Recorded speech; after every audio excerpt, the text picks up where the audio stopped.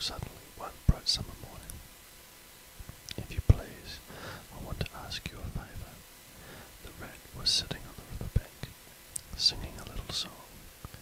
He had just composed it himself, so he was very taken up with it, and would not pay proper attention to Mole or anything else.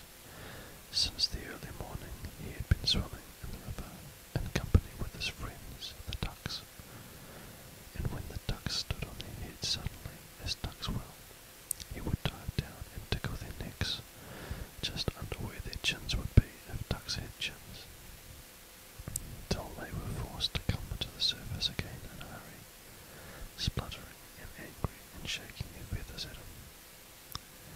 For it is impossible to say quite all you feel when your head is under water. At last they implored him to go away and attend to his own affairs and leave them to my affairs. So the rat went away and sat on the river bank in the sun and made up a song about them, which he called Ducks Did He. All along the backwater, through the rushes tall, ducks are dabbling, up tails all, ducks' tails, drakes' tails, yellow feet a quiver, yellow bills all out of sight, busy in the river, slushy green undergrowth, where the roach swim. Here we keep our larder cool and full and dim, everyone for what he likes, we like to be, heads down, tails up, dabbling free, high in the blue above, swift swirl and cool, we are down a-dabbling, up tails all. I don't know that I think so very much of that little song, rat, observed the mole cautiously. He was no poet himself, and didn't care who knew it, and he had a candid nature. Neither, replied the rat cheerfully. They say, why can't fellows be allowed to do what they like, when they like, and as they like, instead of other fellows sitting on the banks and watching them all the time and making remarks and poetry and things about them? What nonsense it all is. That's what the ducks say. So it is, said the mole, with great heartiness. No, it isn't, cried the rat indignantly. Well then, it isn't, replied the mole soothingly. But what I wanted to ask you was, won't you take me to call on Mr. Toad? I've heard so much about him, and I do so want to make his acquaintance. Why certainly, said the good-natured rat, jumping to his feet, and dismissing poetry from his mind for the day. Get the boat out, and we'll paddle up there at once.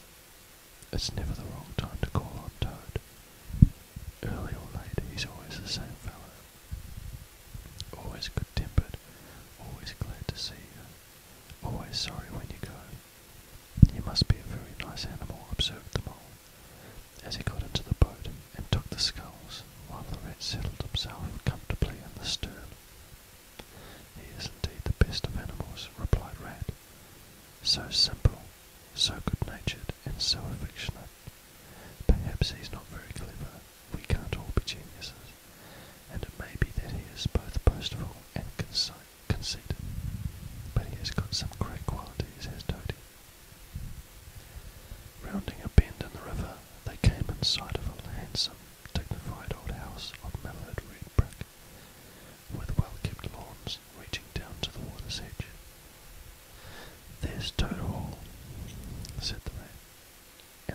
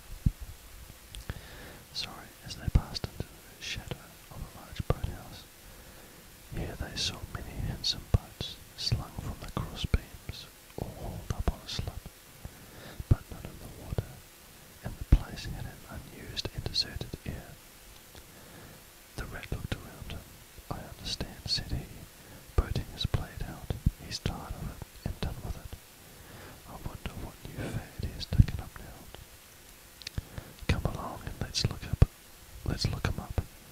We shall hear all about it quite soon enough. They disembarked and strolled across the gay flower-decked lawns in search of Toad, whom they presently happened upon resting in a wicker garden chair, with a preoccupied expression of face and a large map spread out on his knees. "Hooray!" he cried, jumping up on seeing them. "This is splendid." He shook the paws of both of them, warmly, never waiting for an introduction to the mole. "How kind of you," he went on, dancing around them. "I was just going to send a boat down the river for you, Matty, with strict orders that you were to be fetched up here at once, whatever you were doing. I want you badly, both of you. Now what will you take? Come inside and have something. You don't know how lucky it is, you're turning up just now. Let's sit quiet a bit, Tony," said the rat, throwing himself into an easy chair, while the mole took another by the side of him, and made some civil remark about Toad's delightful residence. "The finest house on the whole river," cried Toad boisterously, or anywhere else for that matter, he could not help adding. Here the rat nudged the mole. Unfortunately, the Toad saw him do it, and turned very red.